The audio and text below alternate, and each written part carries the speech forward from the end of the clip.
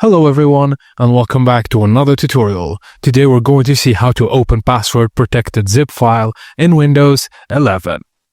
If you've received or downloaded a password protected zip file, you'll need a special software like an Archiver 1 to open it, and here's how.